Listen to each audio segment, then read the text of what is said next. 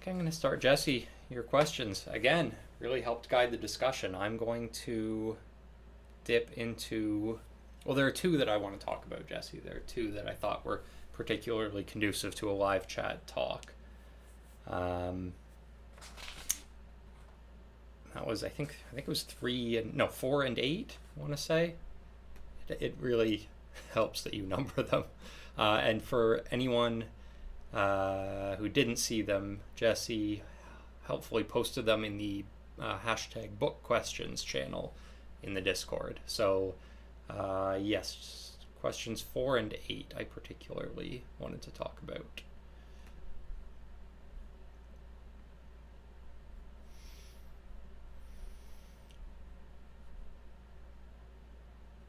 Okay.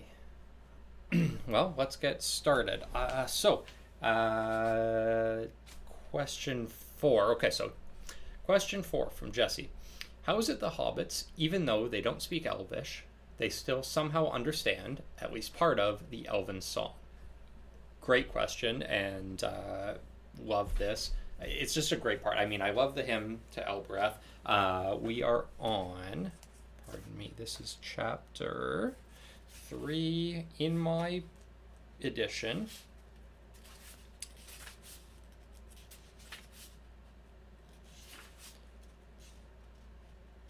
In my edition, it's bottom of page 103. So I'll read the passage and then let's talk about it.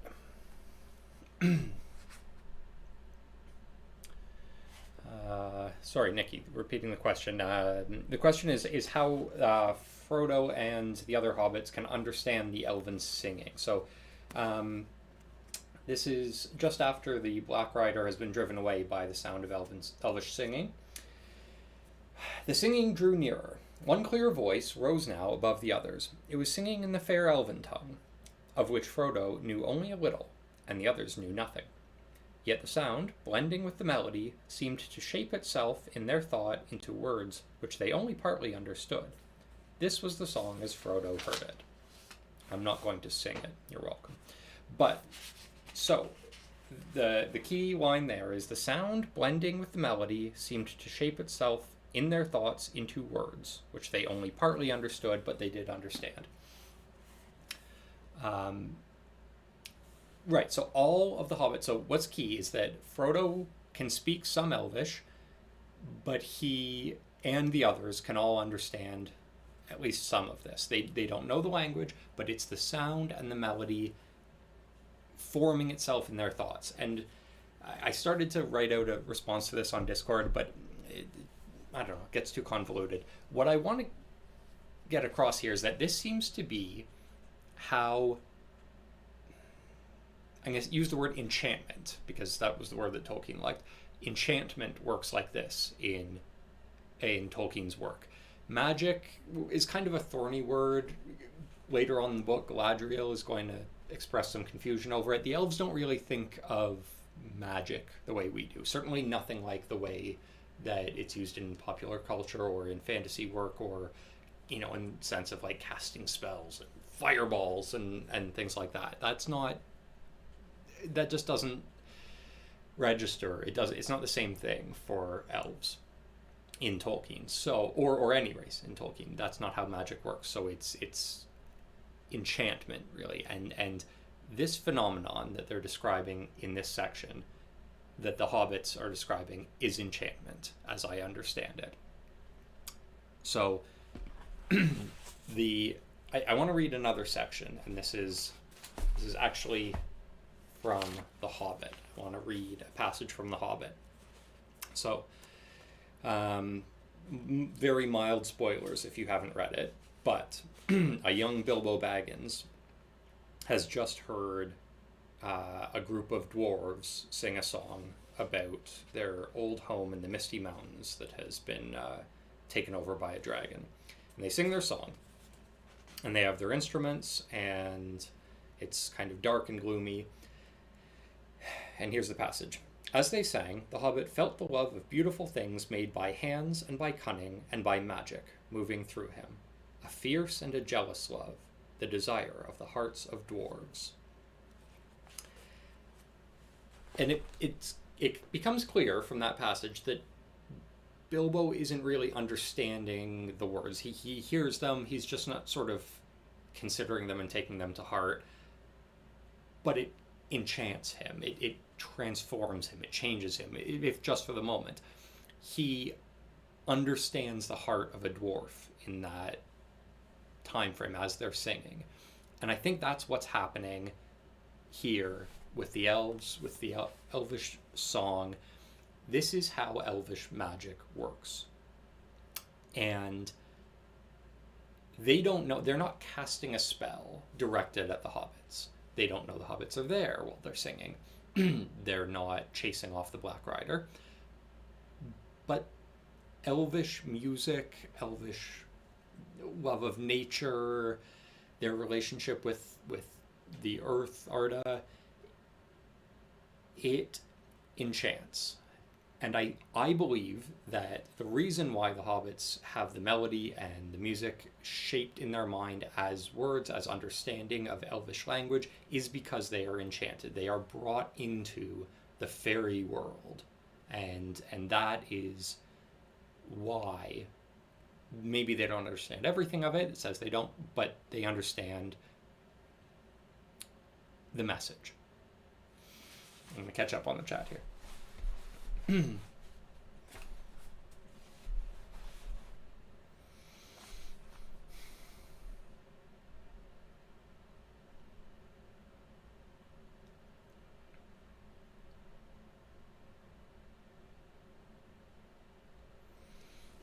Yeah, a lot of you guys are talking about sort of picking up words and little fragments and getting the mood of the music, and I think that's absolutely correct.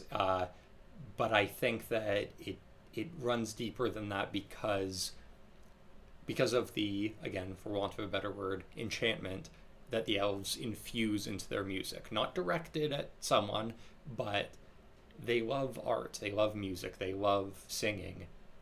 Elves do. And that comes through in their song in an enchanting way, in the same way that later on we'll see their enchantments flow into the cloaks that they make.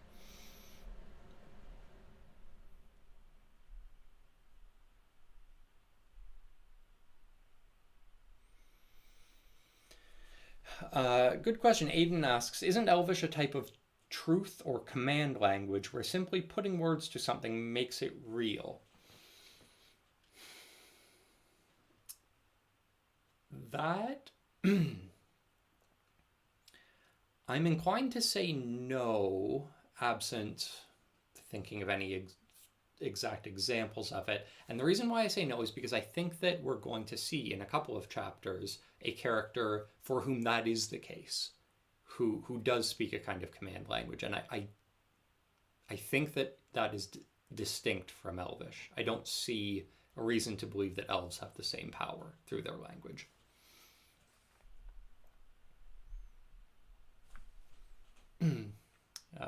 Jenny's asking about sort of listening to something in another language and hearing it understood as a question.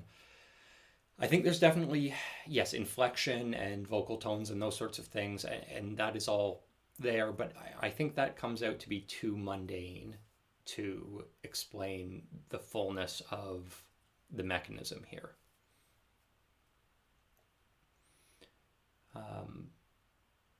Paige points out correctly that we only read what Frodo hears, and who knows what the other two understood.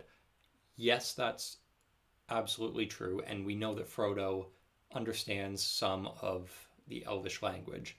But I do think we have reason to believe the others understand some of it as well.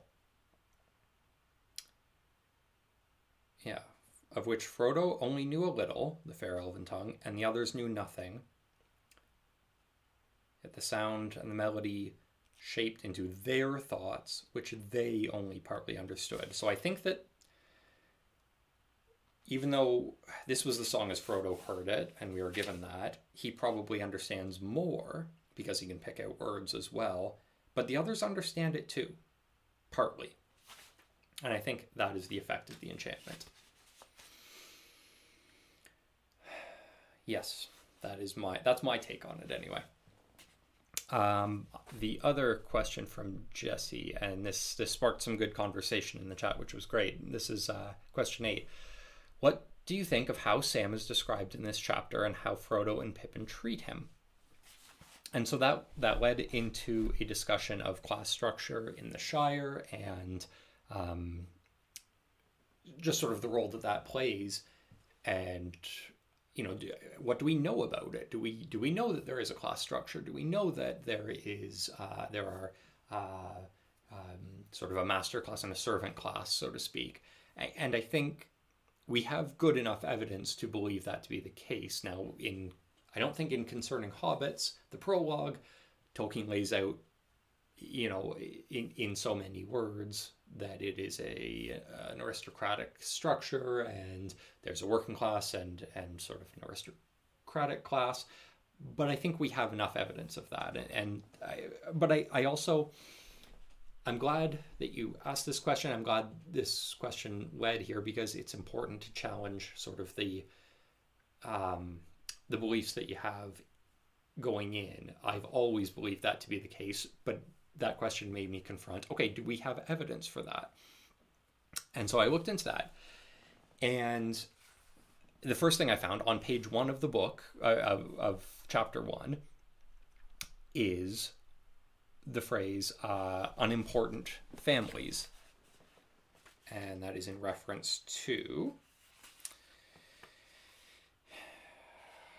Mr. Bilbo Baggins' devoted admirers. He had many devoted admirers among the hobbits of poor and unimportant families. The existence of unimportant families suggests that there are important families. That's, to me, evidence number 1, and I think it's good evidence.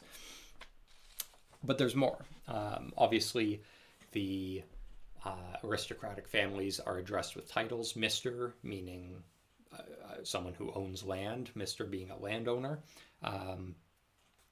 Sir, Miss, the working class hobbits don't get these titles. They are not addressed like that, with the exception of Gaffer Gamgee, whom Bilbo, it's specifically called out that he treats Gaffer Gamgee so well, calling him Master Gamgee. It's an honorific, which, according to the class structure, he has not earned, but is given to him anyway as a show of respect from Bilbo. Which I think is also funny, because I always think of Gaffer Gamgee as being very, very old, but he's actually younger than Bilbo.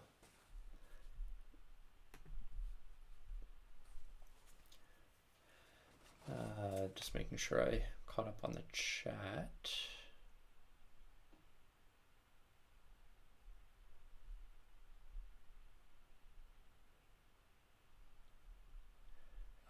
Yeah, Christy, yeah. Some hobbits have jobs and some don't. It is telling, isn't it? I mean, the Gamgees work for their living. The rustic hobbits in the Green Dragon, who are listening to Ted and Sam spar, they're rustic, they're working class. That it's specifically called out. Frodo doesn't have a job. He's an inheritor. Bilbo doesn't have a job. He's kind of new money, but he did one very important job. The Tooks, the Brandy Bucks, they're landowners. That's their job. So that's, is there a class structure? And that's easily established, and I think clearly the answer is yes. To Jesse's question, how is Sam treated because of it? And I think that there are 2 things that I want to say about that. One, he is treated as his servant because he is his servant. That's clearly not something which Tolkien intended for us to take affront to. That's a product of the time and of the culture and of the age, and that's as it ought to be in English culture in the time that he's writing about. We know that he's his servant, he's his gardener, but that's not, he's a vassal. He and his father live on Bagshot Row, which is part of the Baggins family estate, basically, and they don't own Bagshot Row. They being the Gamgees, they don't own their home. They live there at the pleasure of Mr. Bilbo and later Mr. Frodo.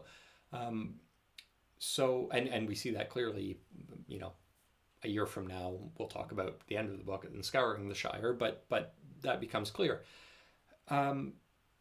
He's not just his independent contractor or employee, he's his servant.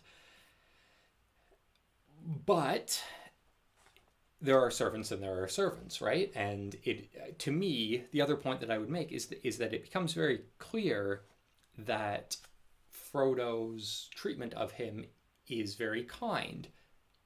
Again, within the context of a master and servant relationship. For us, especially from a North American point of view, the existence of a class of betters or a master and servant relationship is repugnant. It sets us off, right? And I get that. But I think it's important to read this through the lens of, okay, this relationship is normal in the context of this story.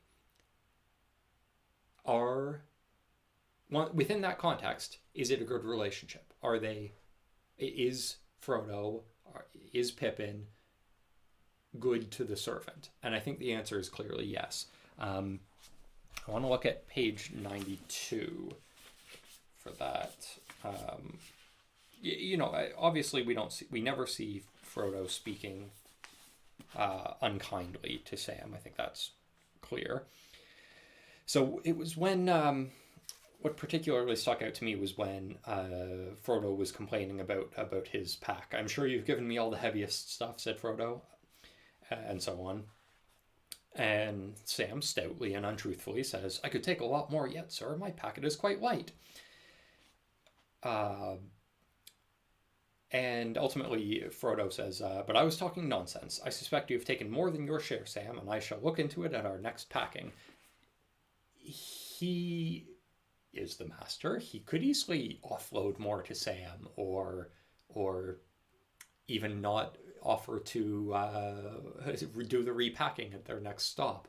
He is treating him not as an equal because he's making the decisions here, but they're all carrying a pack. He wants that to be packed evenly.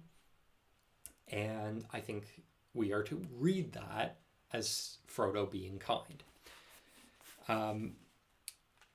The other point that I wanted to make is on page 95, and I think this is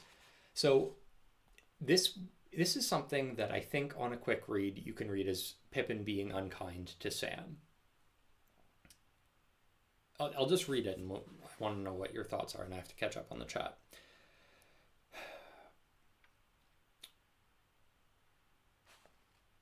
So this is top of page 95. Frodo. Wake up, hobbits, he cried. It's a beautiful morning. What's beautiful about it, said Pippin, peering over the edge of his blanket with one eye. Sam, get breakfast ready for 9:30. Have you got the bathwater hot? Sam jumped up, looking rather bleary. No, sir, I haven't, sir, he said. Now, you can read that as Pippin being unkind to Sam, as sort of being bossy.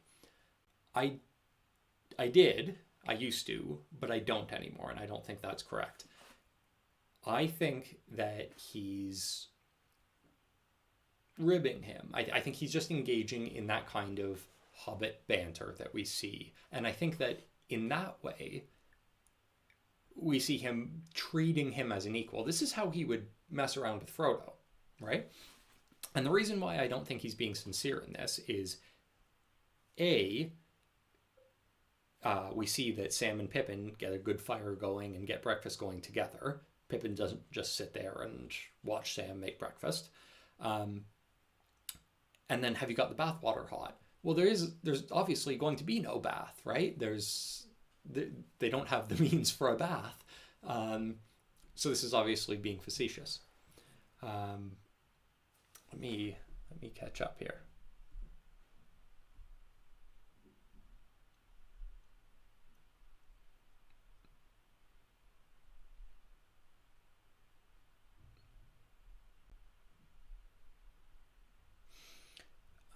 Yeah, Nikki, this is a good point. Sam doesn't seem ashamed to be Frodo's servant either. He's proud of it, even. He absolutely is.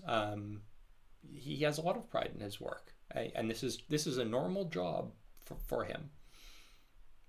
Oh, Christy was already way ahead of me about the part about Sam getting breakfast ready. So, Christy, I'm not telling anyone how to feel about this sort of master servant relationship.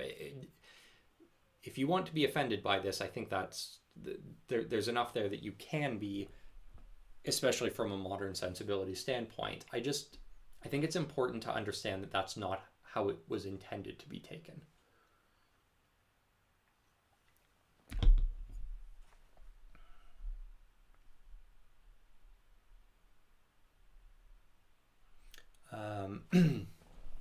Okay, so Jesse, you mentioned this in the Discord chat, and I think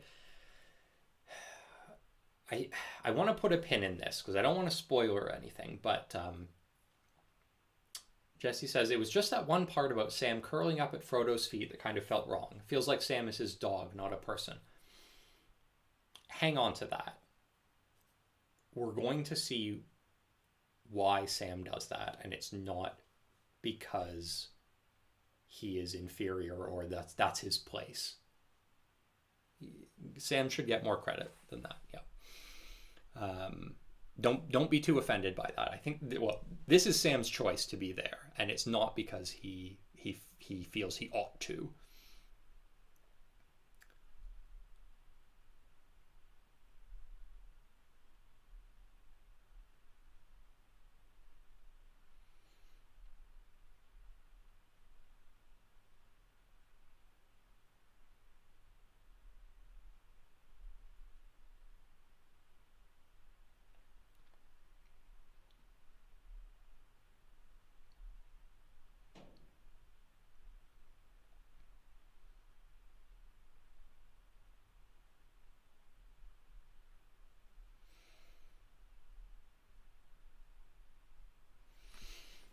Yeah, Paige, that's my read of it. So Paige says, I thought Pippin was only attempting to get Sam up by startling him with something he'd do normally. Yeah, that's exactly it. So Frodo rips the covers off of Pippin to wake him with a start, and Pippin sort of metaphorically does the same thing to Sam.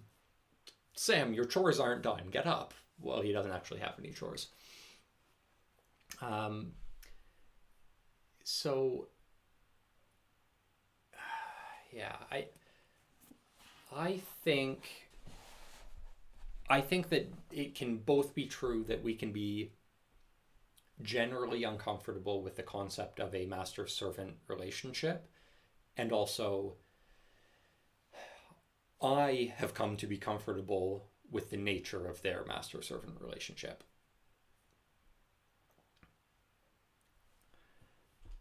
Um,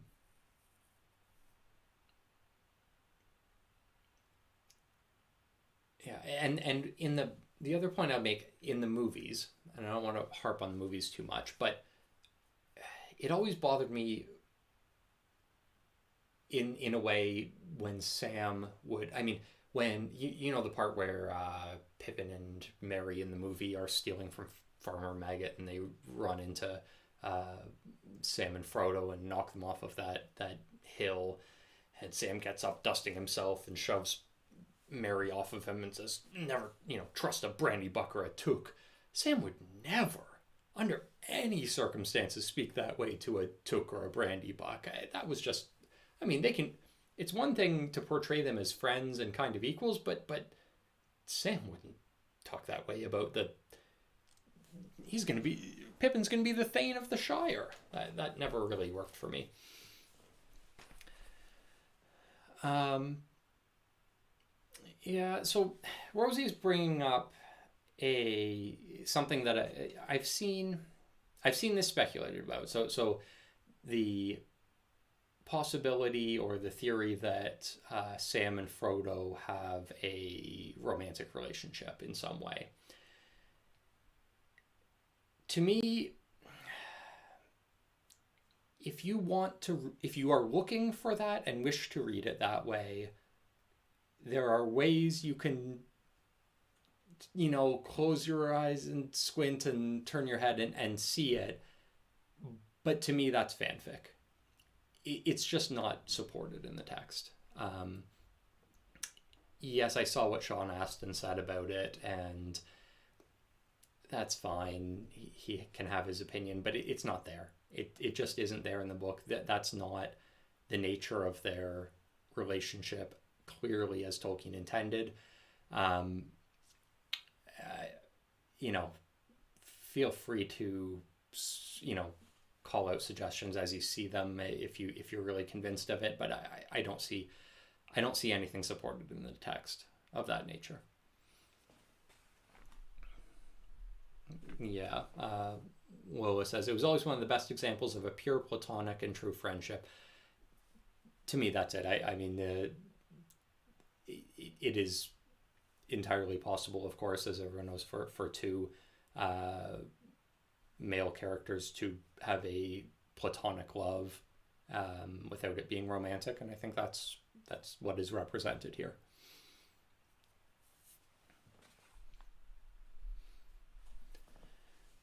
Yeah, Jesse says more father-son than anything romantic. That is more in the direction that I see it. I still think, platonic friendship is closer, but there is something kind of paternal in Frodo's relationship to him, as befitting sort of a master-servant relationship. Yeah.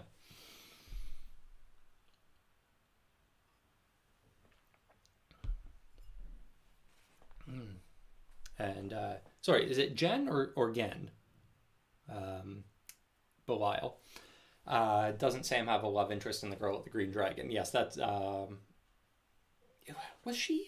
was Rosie Cotton at the Green Dragon in the book or just in the movie? In any case, yes, they are betrothed. Yes. Okay, thank you, Jen. That's what I thought.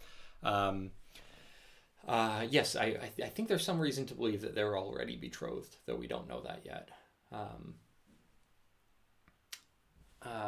Okay, let's move on from there. I want to get into some close readings. There was the voting on the close reading passages was very close. So if we have time tonight, I would like to do both sections. So the winner nominally was the a close reading of the ring acting on Frodo's mind, or the ring or something, as I put it, because I am not convinced that at every case it is the ring, though I think that in some cases it is. The other one was Gildor's hints and warnings, so let's get to that if we can, but I don't want to short circuit the talk of the ring acting on Frodo or whatever it is. So I'm going to start on so I found 5 examples from this chapter of some unexplained feeling or desire or impetus or something acting on Frodo, or him being aware of it outside of his own consciousness. And the first one is on page 91 of my book, which is just after Frodo hears the gaffer speaking to an unidentified and unpleasant voice.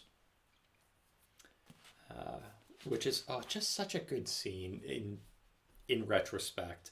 The way the gaffer seems put out over this.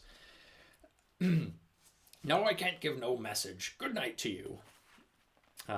For readers of the Silmarillion, this is Gaffer Gamgee slamming his door on one of the most powerful creatures in Arda. It calls back to Feanor, and I just love it.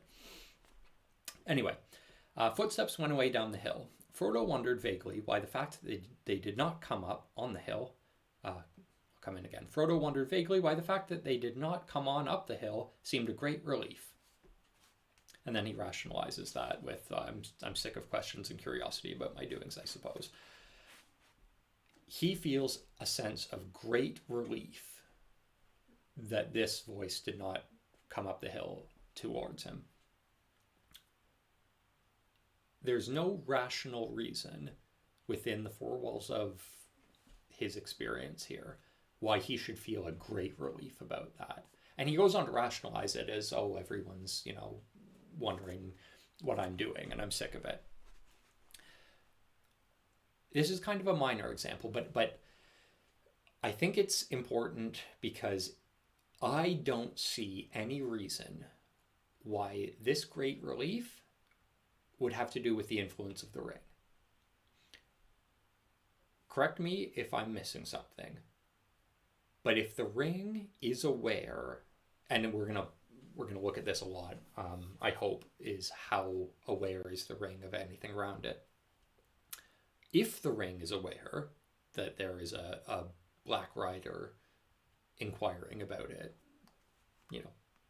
50 feet away, it would want Frodo to encounter him, right? The fact that this great relief comes from somewhere and Frodo's not exactly aware of where suggests to me that it has to be from something other than the ring. Now, is that the Valar? Is that Eru? Is that something outside? Is that somehow Gandalf's influence? I don't know. I don't have an answer for that. But it's not from the ring, I don't believe. Hang on one second. I'm getting an error on the streaming. Am I still there for you guys?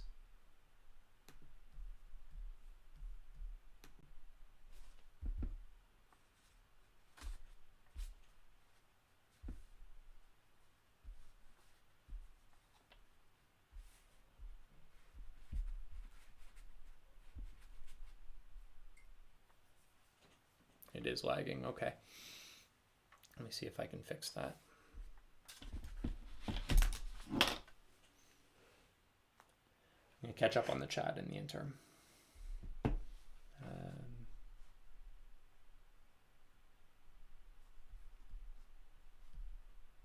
Okay, lagged for a minute, but okay now. I'll keep going. Let me know if there's a problem. Aiden says, I wonder how much of his reflexive feelings are due to the ring and how much is due to the force that brought the ring to him. Yes, so that, to me, those are the two competing forces. Yeah, and Lola is saying maybe that's just his intuition, and maybe that's a third option. Okay, let's look at them all in totality. Page 97 is the next one that I saw. So this is Sam hears a pony or a horse coming along the road behind. They look back, but the turn of the road prevented them from seeing far. I wonder if that is Gandalf coming after us, said Frodo. But even as he said it, he had a feeling that it was not so, and a sudden desire to hide from the view of the rider came over him. Okay, two things here. He had a feeling that it was not so. He had a feeling that it was not Gandalf. Where does that feeling come from? To Lola's point, intuition, maybe. He doesn't really have any basis for it, but maybe he's just a very intuitive hobbit. Maybe he knows the sound of Gandalf's horse subconsciously, and he knows that's not it. It's too heavy, something's wrong. His intuition says no. But the sudden desire to hide from the view of the rider came over him. Okay, taking the mundane explanation, something in his subconscious hears, that's too heavy, that can't be right, that's not Gandalf's horse, therefore I should get away, get out of the line of sight of that. That's possible, but I don't believe it's true. To Aiden's point, we already know there's a competing will that wanted Bilbo to have the ring, that wanted then Frodo to have the ring. Is it possible that will is directing now, is giving him relief when the Black Rider doesn't come up the hill, that tells him get off the road? And since I ragged on the movie a little bit, I thought that Peter Jackson did a great job in the scene immediately after the hobbits fall down that hill, when Frodo is looking down the pathway, and it kind of goes tunnel vision for him. He doesn't know what's coming, but he clearly has a feeling about it, and it's clearly supernatural, and he yells, "Get off the road," and they run away. So I thought that was well handled.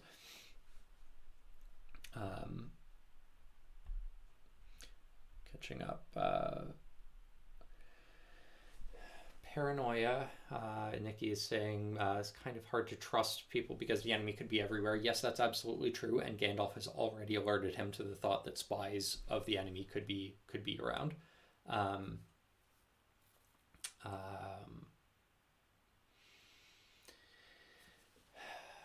Let's see. Yeah, Christy is saying, as a female that's walked alone at night, I wouldn't underestimate the gut feeling that something is wrong, and that may be true, and it may be as simple as gut feel and intuition, and to your point, it being in a situation that puts you on edge.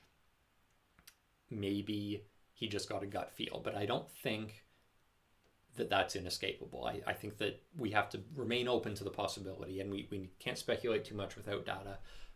But if it's something other than intuition, it can't be the ring in this case, I don't think. The ring doesn't want him to get off the road. The ring wants him to get this discovered. The ring is, well, let's see what the ring, because I think that we will get to parts here that are more clearly the influence of the ring.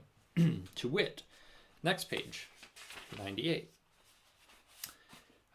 So they're hiding from, now, that same Black Rider. There they lay flat. Frodo hesitated for a second. Curiosity, or some other feeling, was struggling with his desire to hide. Okay. So we have, again, a mundane and a supernatural option here. The first two may have been intuition, gut feel, something like that. That's the mundane explanation. The supernatural option is something else that wanted him to have the ring and was clearly a benign or positive influence. Here, the mundane explanation is curiosity. He may be curious. He wants to see what's coming. It's fighting with his will to hide. His curiosity is trying to overcome his desire to get away. Or some other feeling. That is clearly, I think, the influence of the ring. That option. So some other feeling in this case is a supernatural feeling which wants him to stay visible, to stay on the road, to stay seen, to stay in contact with this thing that's coming. That would totally jive with what the ring wants and how the ring would want this to play out.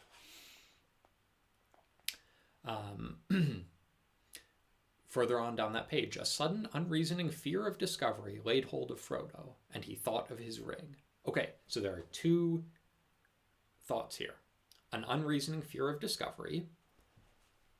He's terrified of being discovered. It's interesting that it says that it's described as unreasoning. I can understand perfectly why he would have a fear of discovery, but I think it has to be understood in the context of the rest of the sentence. And he thought of his ring. So he's having a desire or a fear of discovery that leads to him thinking about the ring.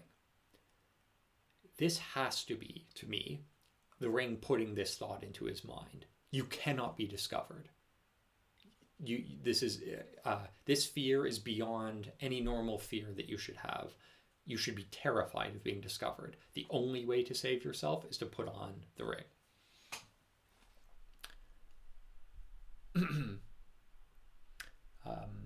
So Christy, if there's a force of evil, i.e. the ring, does that mean there's a force of good, an anti-ring?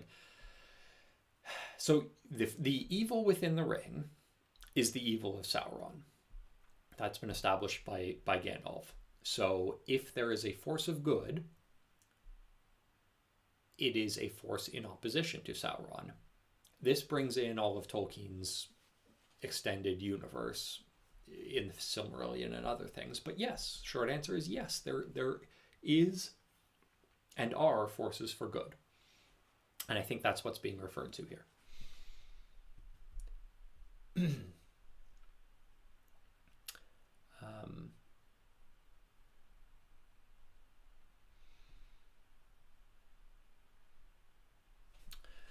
Okay, I like Nikki's point here. So this is always something we should keep in mind. She says, I think, assuming that Frodo wrote this about his own experience with the hindsight of having had his adventure, he might not be entirely sure whether it was his gut feeling or the ring at that point. That's absolutely correct, and it is good to always remember that this is the diary, basically, of Frodo's.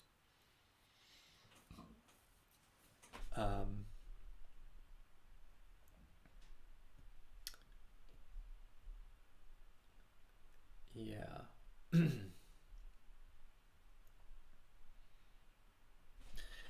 Okay, there was one other influence. Okay, so this is the second time that the Black Rider appears. The shadow, this is page 103. The shadow bent to the ground and then began to crawl towards him. Once more, the desire to slip on the ring came over Frodo, but this time it was stronger than before. And then before the elves come, he almost succumbs to that desire. So I think between that and page 98, we can see a clear pattern of the Black Riders overcoming him and being searching for him, and the ring or something desiring for him to put it on. So I'm curious to hear your thoughts. But to me, the first two examples, the relief that the rider didn't come up the hill and the desire to get off the road, are not of a piece with the next three, the curiosity or some other feeling, and the two desires to put on the ring. Do you see any way in which the first two serve the purpose of the ring? And while you type that, I'm going to catch up here. So Aiden, yeah, there are dueling wills, Frodo's and something else's, probably the ring.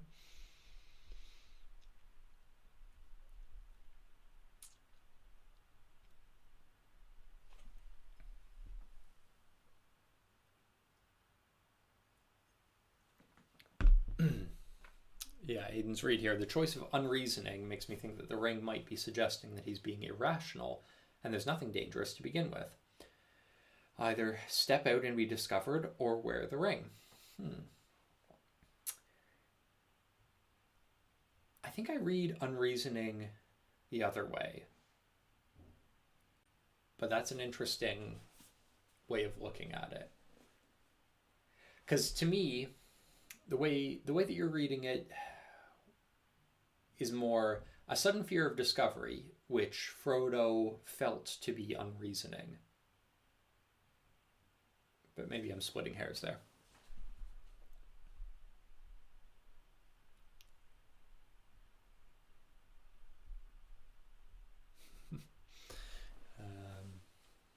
Anna, that's funny. I like that. I probably would not, if I were you, listen to the Old Forest chapter while you're doing that walk. Okay, so Jesse says, not serving the ring, but maybe Frodo is actually still noticing the ring trying to influence his hand. That is what is compelling him to do the opposite. Yeah. Jenny says, I think the ring knows more than anyone or anything. Maybe if the rider found him, the rider will do something to not take the ring to its maker. What does the ring know and what does the ring not know is an open question to me. And I don't have a handle on that yet. And I want to keep looking at it. But this is good data in that question, in the search for an answer to that question. The ring clearly is aware. No, let me say it this way. There's an interaction between the Black Rider and the ring in a way. The ring is either aware of the Black Rider and is attempting to influence Frodo to become found, or the Black Rider is aware of the ring in some way and is seeking to compel it to show itself. Those are the two options as I read them.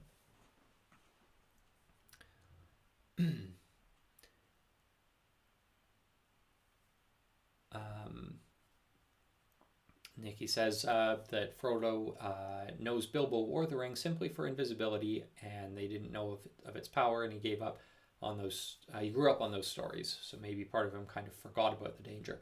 Maybe, but don't we get rationalization from him? Isn't this where we get?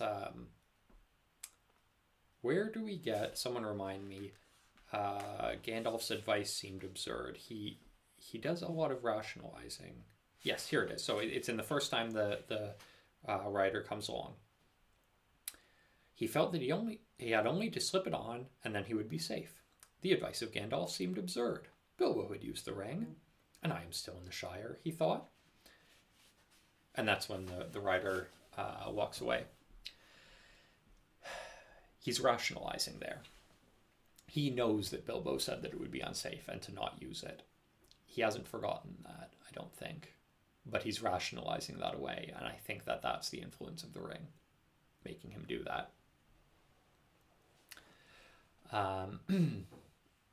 Paige quite correctly says, we don't know who the Black Rider is, and neither does Frodo, will point out. Are they trying to get the ring to Sauron or acquire it for themselves? He doesn't know. All he knows, or believes, that he says to Gildor is that they're servants of the enemy.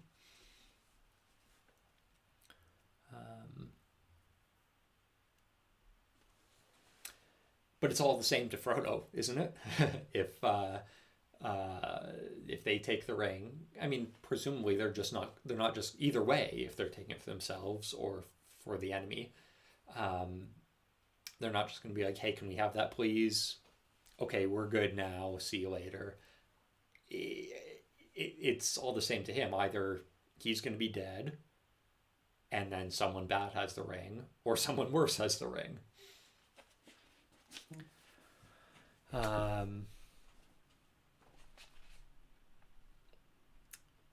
Okay.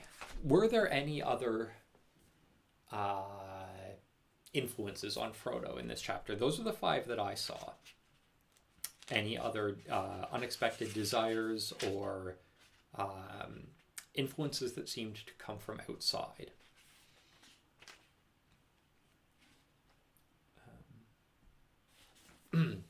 Right, yeah, well, either way, he's supposed to keep the ring. That was clear from Gandalf.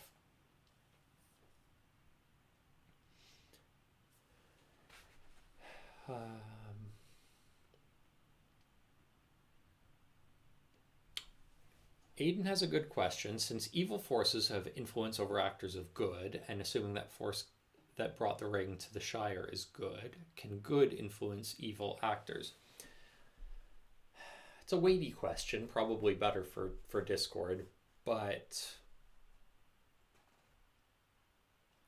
I think that that's answered more fully in the Silmarillion. And I think that the answer, in short, is that evil actions, what's the phrase that's used? Oft evil will doth evil mar. Evil actions will come to mar the evil itself. Or another way that it's put, I think, is, how's it put? Oh, I'm going to lose it, but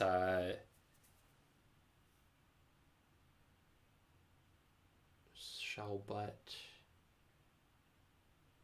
No, I don't have it. But anyway, the concept is that an attempted evil action will result only in the greater glorifying of good, ultimately.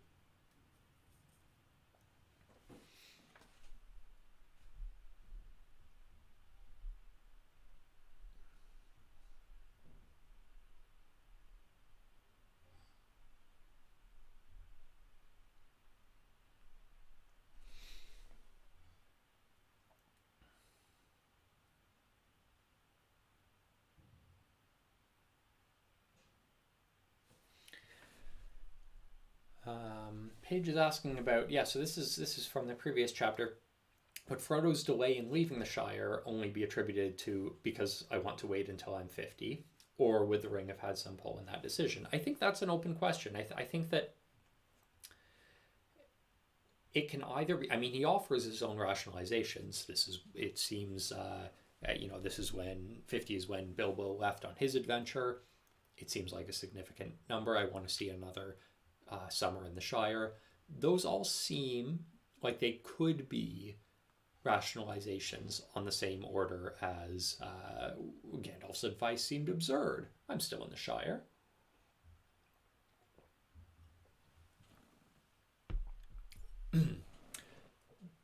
But what I would say to that is I'm not sure why it serves the ring's purpose to stay in the Shire. I would think that it would want to leave.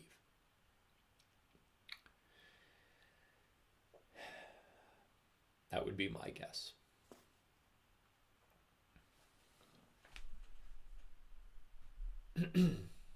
Yeah, Nikki says I think he partly doesn't see the need yet. He doesn't see the real danger yet of having the ring. Yes and no. I think he's relying on Gandalf, right? I think that if Gandalf said, you have to go now, he would. Gandalf says it's okay to wait until his birthday. And I think the reason for that is, A, Gandalf doesn't know that the Black Riders are en route. B, if they were, it would take a long time to find the Shire. There aren't maps of the Shire. People don't know where the Shire is outside of Bree and Gandalf, really. And so what are they going to do? Just go wandering around in search of the Shire? I mean, Gandalf knows when Gollum would have had the information tortured out of him from Mordor. So he knows they've got time. And they do. Yeah.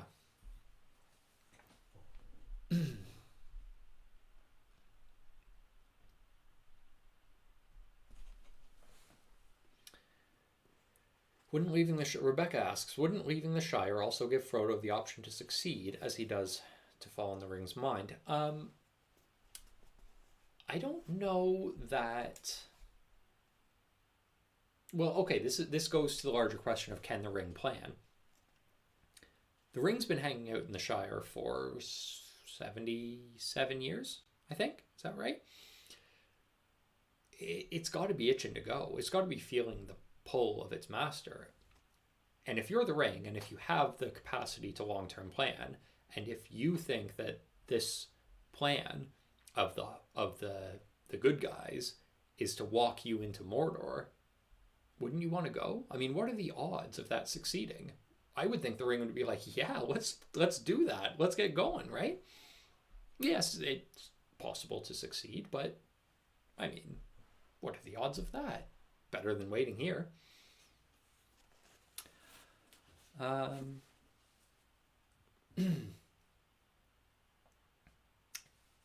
Yeah, I mean, Christy, great point. We have a world where the most sophisticated form of transportation is a horse-drawn cart. We're not hopping a plane to the Shire. They don't have Google Maps. They can't, Siri, find me the quickest route to the Shire. I take a lot of technology for granted when I read things like this, and I have to constantly remind myself that it's going to take months for them to find Frodo, even with help, which they get.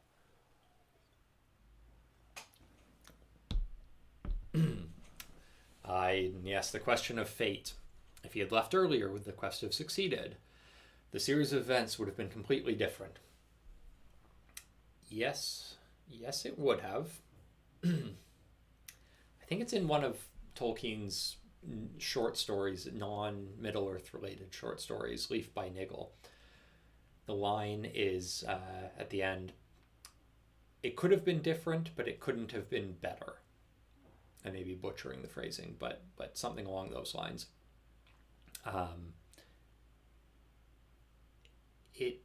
It would have been different, but we don't know for sure that it wouldn't have succeeded.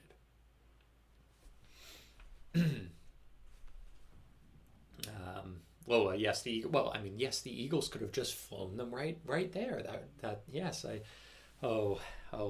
That's always a fun one.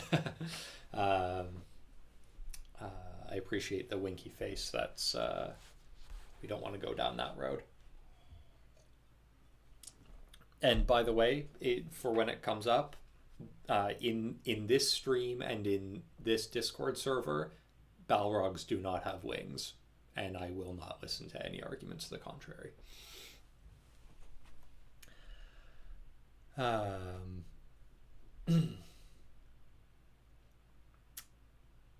Good. Okay. So before I do want to get in the Gildor thing, because I think there are some fun items here. We can come back to this later if we want, but I want to talk about Gildor and Frodo's chat with Gildor. So this is page 108 onward.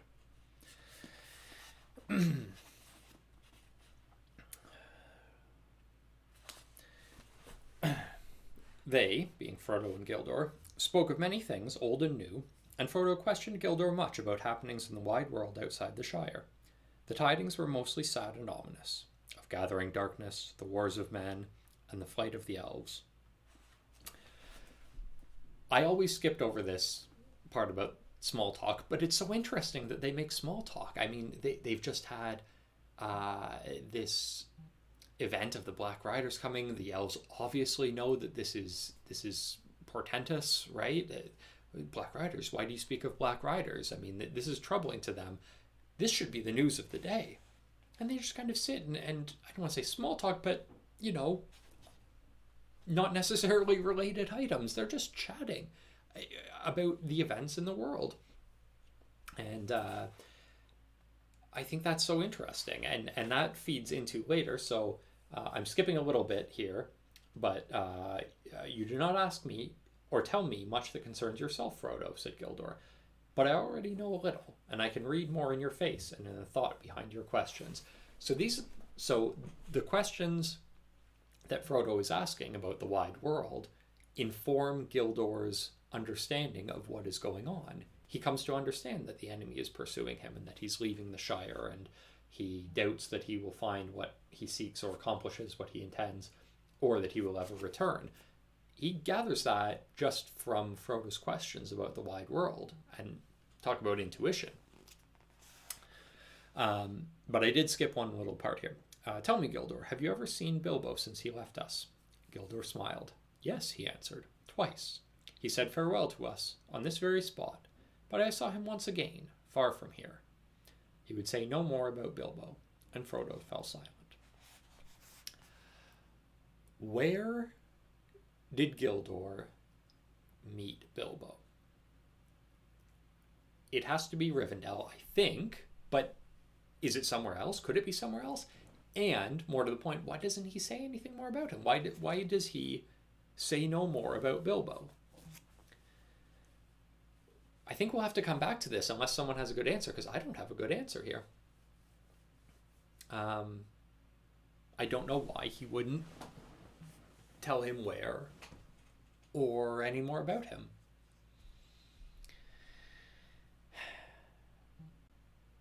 I just don't know.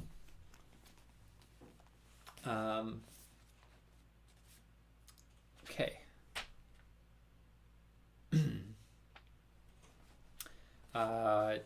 So I think Jesse's just leaving or has left, but to her question, what does Frodo know or guess about the riders? I think that's I did try to answer this in the chat, but I missed this part, which I think is important.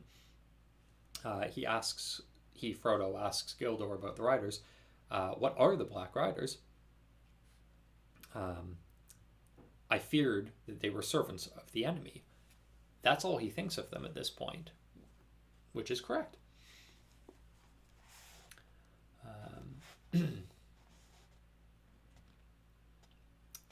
Anna Catherine asks, I wonder if Gildor doesn't want to distract Frodo from his quest by seeking out Bilbo instead.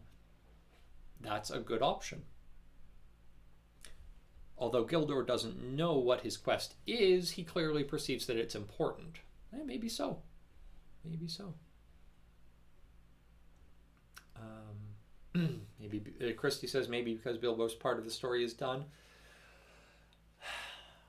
I don't know that Gildor would know that. I'm resistant to that, but I'm not sure why. It's possible. um,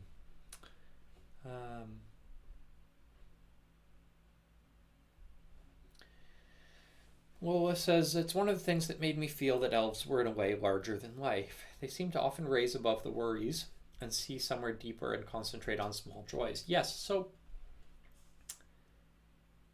very much yes and no for me. So I feel that way too, but I also really try to push against it, that sort of feeling specifically that the elves are larger than life, because I always want to see them as omniscient sages, right?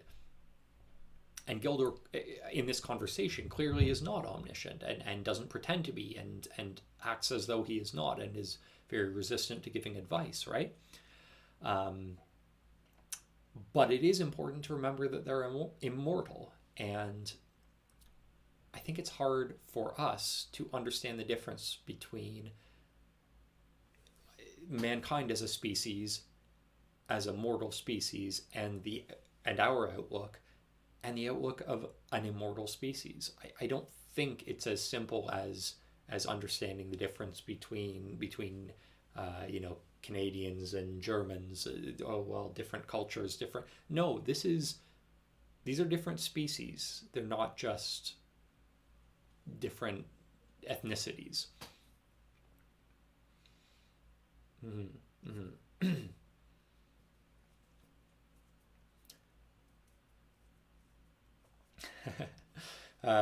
Yes. Go not to the elves for counsel, for they will say both no and yes. And Chrissy says, so they're just lawyers. It depends. Yes, I, in a former life, was practicing law, and there are a lot of different ways to say it depends, and not all of them are particularly helpful. And I was probably guilty of some of the less helpful ones when I practiced. But anyway, what do you think of Gildor not saying more about the Black Riders, lest terror should keep you from your journey? So to my point about omniscience, and we're going to see this more and more, I have to guard against the thought that the elves are always right, or that, certain Dunedain chieftain that we meet later are always right. They're not. I don't know for sure that this is wrong, but I know that Strider and Gildor are going to disagree on this point. So one of them is wrong. Gildor may be wrong about this. I think that it's more likely that Gildor is wrong about this, about not telling him more about this, about the riders, lest terror keep him from his road. I think he underestimates hobbits. I think he underestimates Frodo and hobbits in general. I think that they're quite resistant to terror, and we're going to see that. I don't think that learning more about them would keep Frodo from his road. I really don't. I'm interested to hear your thoughts, but I don't believe that to be the case, and I think Gildor is making an error here. Not a critical one, but I think he's wrong.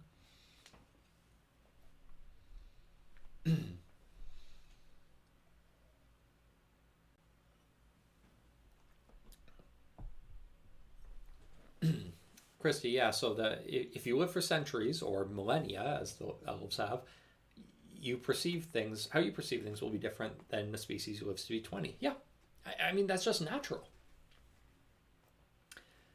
Brittany, you're right. Everyone underestimates hobbits in these books. Yes, exactly. Absolutely.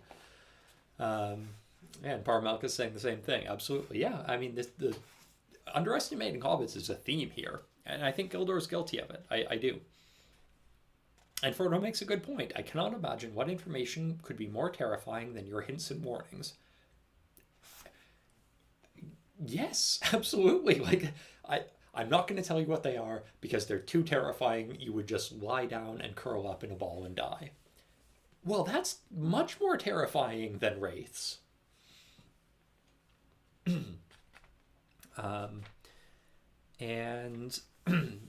But then, here's an opportunity right back for Frodo to be a little bit naive.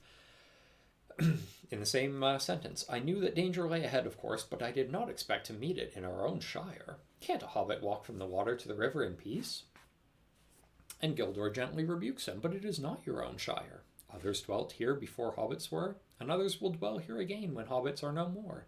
The wide world is all about you. You can fence yourselves in, but you cannot forever fence it out. And I think this dovetails nicely with the immortality of elves. The fathers of the Stoors until now, and the entire lifespan of hobbits before they came to settle in the Shire, is a blink of an eye for Gildor. Gildor is a high elf. Gildor has seen Valinor. Gildor is millennia old. This is just a patch of land that he's walked through 1,000 times.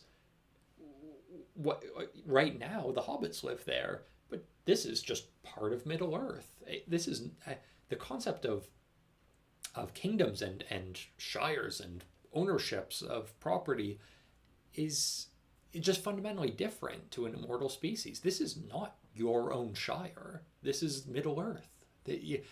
And he's right, you can fence yourself in, but you can't forever fence the world out. Gildor knows eventually the hobbits will no longer be here, and others will claim it. Okay, so yeah, Nikki, that's right. Underestimation of hobbits is what saves the world in the end, obviously. Yeah. Yeah. Minor spoilers. The good guys win. Yeah. Whoa. The fear is usually bigger than facts we are afraid of. Absolutely. Yeah. Once you learn the facts of the situation, you can start to face up to them.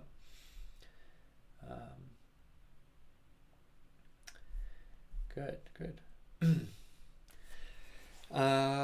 Okay, the last thing I wanted to say about this conversation with Gildor. On a quick read, or on my first few reads, it seemed to me that Gildor didn't help much. Why wouldn't Gildor just say, oh, you want to go to Rivendell? Okay, well, clearly there's something going on, and I'm going to take ownership of this situation, and you're just a little hobbit, and I'm going to escort you to Rivendell, and we'll see what's up there. And I kind of thought, why wouldn't he do that? Why is he just sort of giving him no help?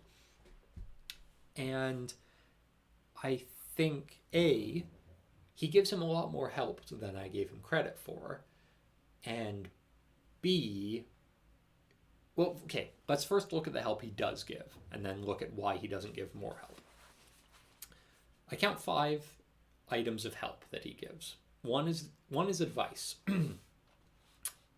Frodo kind of drags the advice out of him, but he does ultimately give advice for friendship's sake. And it's good advice, and it's something that he didn't give freely, but he gave it as a gift for friendship, and it was helpful. That's one. Number 2, on page 111, may Elbereth protect you. I think that this is concrete and serious help. This is a blessing. This is a benediction. They were singing a hymn to Elbereth, and I think that the high elves' devotion to Elbereth is sincere, and it is concrete, and it matters. And I think may Elbereth protect you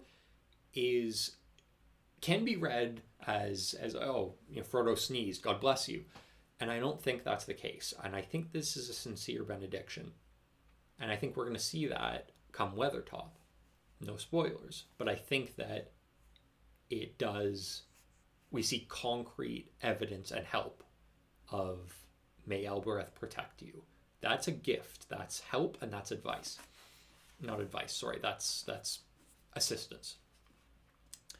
That's 2 things. So the third, in the morning we shall have gone, but we will send our messages through the lands. The wandering companies shall know of your journey, and those that have power for good shall be on the watch. We're going to see the effects of this. We're going to see individuals or groups who have been made aware of Frodo being out, bearing a great burden, and in need of help. And this is concrete help that Gildor is providing. 4th, I name you elf friend. That's important. Elf friend is it's more than just a title. It's a status. It's the nature of being an elf friend has weight.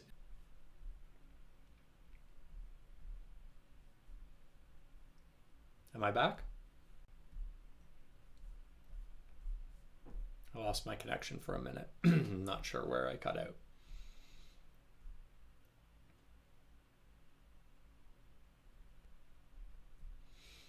I'm going to continue on in the understanding that you'll let me know if I'm gone.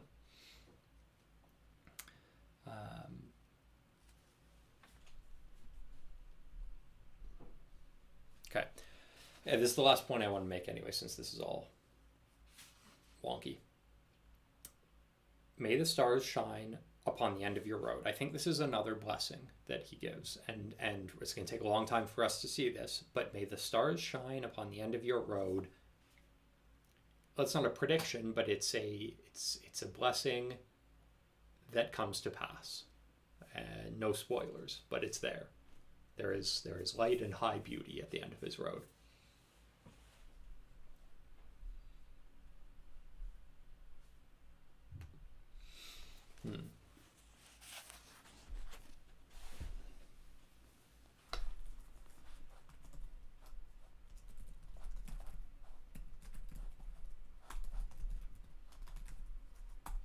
I'm just typing on the chat here that I'm getting some streaming errors. If you can still, if you can still hear me, but that's where I wanted to get to tonight.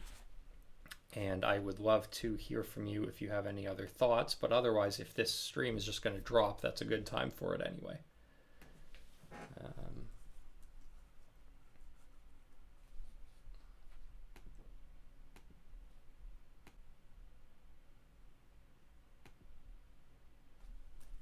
Okay, I think I'm back, but it might drop again soon. So before we do that, okay, Jenny, yes, we're reading 2 chapters for next week. Chapters 4 and 5 are about the same length as chapter 3. So for next week, for this Sunday, actually, we're reading chapters 4 and 5, and we're going to get into it. Yes, okay. Yes, Christy, good discussion tonight. I love this. This was a really productive one. We got through a lot more. We got through a lot more than we did last week. I'll be honest, I was more prepared this week than I was for last week. I had more written out. It's tough to not wing it. I didn't wing it, but it helps to have things written out, boy. Yeah. Yeah. Oh, Nikki, are you Europe based as well? I'm guessing Holland. Oh, Holly, you're here too. Okay, well, you arrived late, but I will archive this. I will put it up for anyone who wants to watch it asynchronously, and I'll put a link to it. But thank you very much, everyone. This was really fun. I will catch up with you all on Discord, and thank you all for joining me tonight. Bye.